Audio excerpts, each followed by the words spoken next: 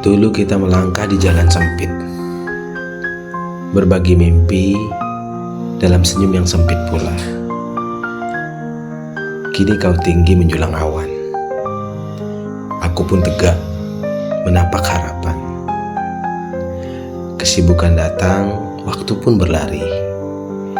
Namun silaturahim tetap terjaga rapi.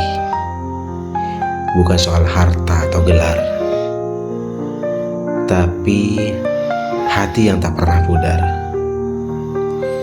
saling menguatkan di puncak capaian, tanpa lupa akar kebersamaan.